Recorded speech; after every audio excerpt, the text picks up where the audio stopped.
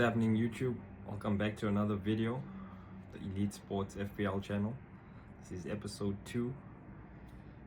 We're about to do a Game Week 8 recap, going into our Game Week 9 preview team selection. I'll also give you guys a few transfer suggestions who I think might be the best in each position going forward. Okay, without further ado, let's get it, boys. Starting with our Game Week 8 team, okay, went pretty well. We had a really good game week yet again, quite a good rank. So we scored 85 points. So I did end up playing the bench boost. Bench boost went average, considering most of my players blanked on the bench except for Dubravka. But other than that, yeah, we had a really good game week in Game Week 8. Total points of 85.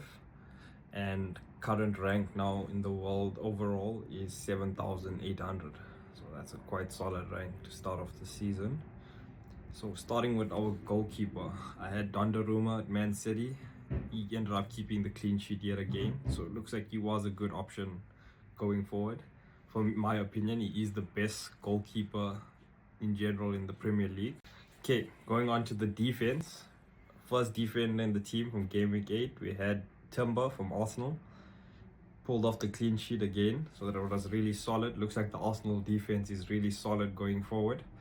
Wish I had Gabriel, but yeah, we'll roll with Timber. I am considering to get Gabriel in the team, so I might sell Timber for Gabriel, but I'll see how it goes on that one because I have 3 Arsenal players already.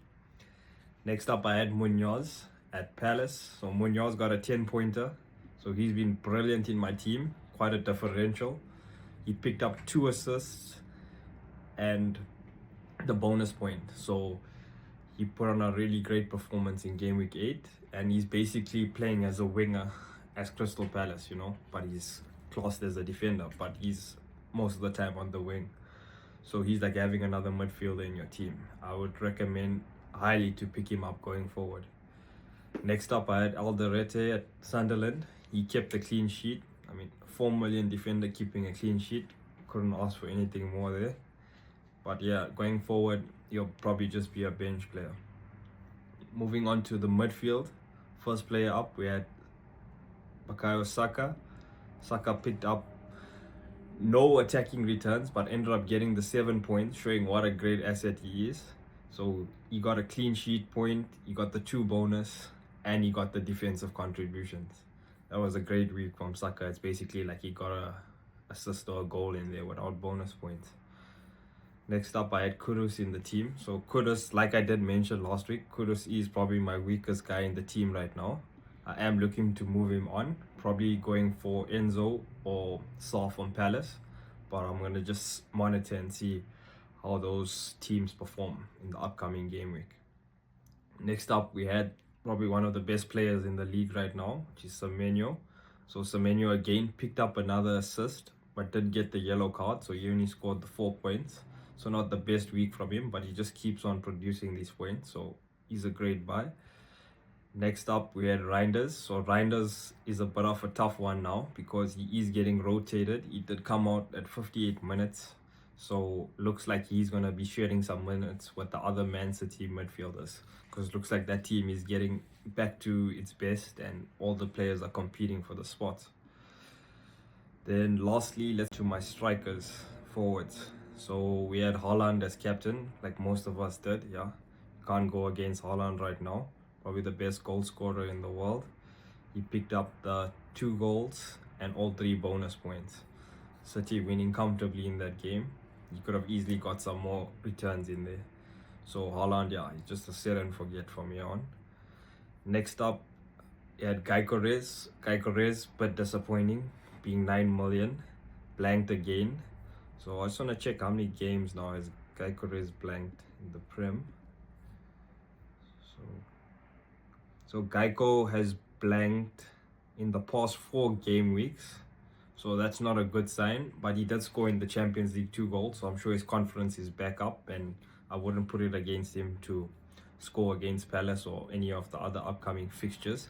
But I am considering a move to take him out, replacing him with another strong striker, and then getting Gabriel in the team, because I think Gabriel will probably outpoint him in fantasy this year. It's just the way it looks, from how it's going on so far, just points wise.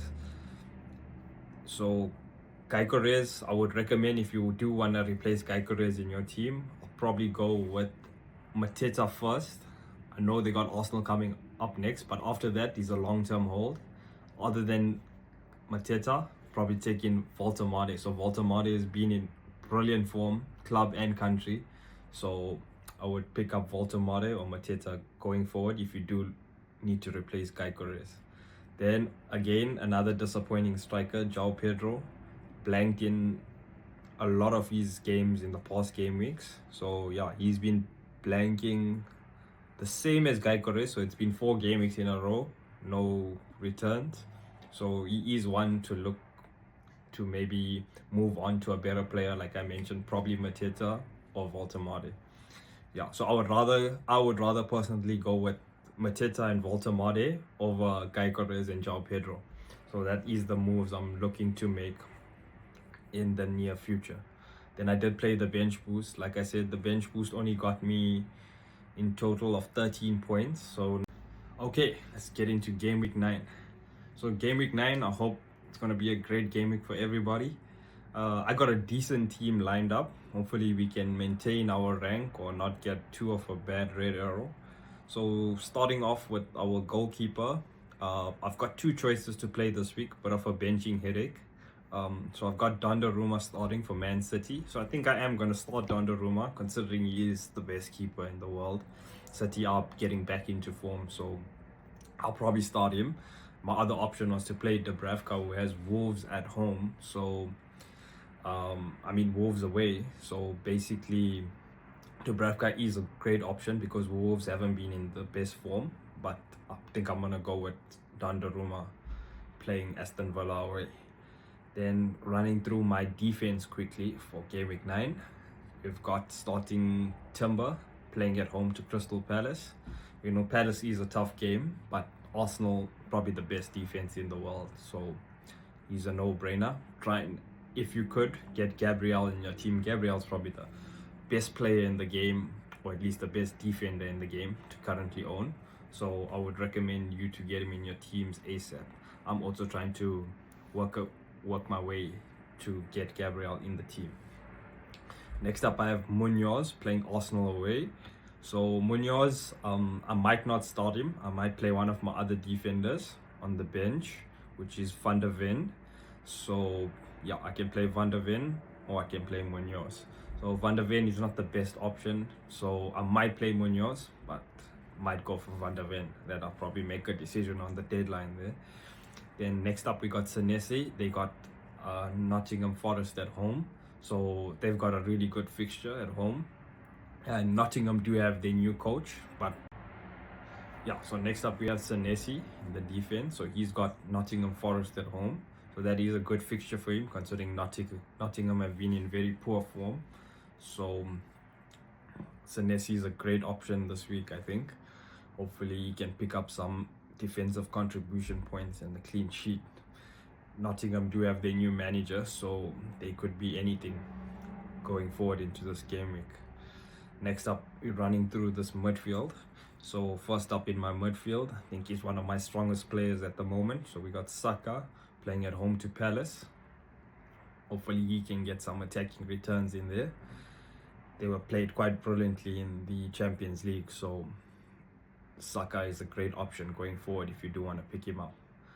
Kudus, he's got Everton away. That's a tough fixture. Everton's always good at home. Spurs could be anything, so I'm just going to probably keep Kudus for one more game week. Or I'm considering to sell him this week to maybe Ismail Sarr or Enzo from Chelsea. I think Enzo's a brilliant option considering he's on penalties. So to pick him up would be a nice one, Enzo. But going long term, I really like Sarr. But I'm also thinking of getting Mateta in the team. So if I get Mateta, I don't really want double Palace attack. So might go with Mateta and then maybe Enzo in the midfield. Next, you got Semenyo. Again, Nottingham at home with their new coach. Semenyo been brilliant this season. I'll just say hold on to him. And let's watch those points roll in. Next up, we have Reinders with Aston Villa away. Reinders, I still think he's a good option considering his price point. There's nobody else that you could sell him for in the same price that could give you such a good attacking potential in such an attacking team. So I'll just say Reinders is just a hold on for another game week or two. Let's just see how many minutes he gets. Next up, probably going to be my captain. It's Haaland. He's in incredible form right now. So Haaland, yeah, he'll be a awesome captain if you do want to captain him this week. There are a few other potential captains like Semenyo, but I think rather go with the informed player. He could hurt your rank, so rather stick with Erling Haaland. Next up, I have Gameweek playing Palace at home. Palace is a tough game, but looks like Arsenal is in great form, so might just hold on to Geico. I am thinking of switching him out to Mateta or Walter Made, but we'll see how that goes. Might just give him one more game week and see how he performs, because his numbers have been underwhelming in the league considering his price point. That there are better strikers that are probably better than him. And then lastly, I've got João Pedro playing Sunderland at home. Another one who's not been in the best form, but they've got the good fixture. Let's give him another game week and see where he goes from there. Then I've got my bench. So my bench is basically Dubravka in goal. So I am considering to play him over Donnarumma, but that's going to be a tough one. And then Van der Ven again, might play him as well for Munoz. So Van der Ven might play or not play. We'll see on deadline day. And then the last two are Alderete from Sunderland and Stack for Leeds, which I am not considering to play at all. So that's it, guys. Game week 9 rolled and done. We are sitting at 7,800 rank in the world, which is a really good rank to start off the year. Hopefully we can maintain it. My goal will be to finish in the top 100k this year, so hopefully we can pull that off. Keep on rolling the good game weeks, get our captains right, and take it from there. So I hope you guys enjoyed the video.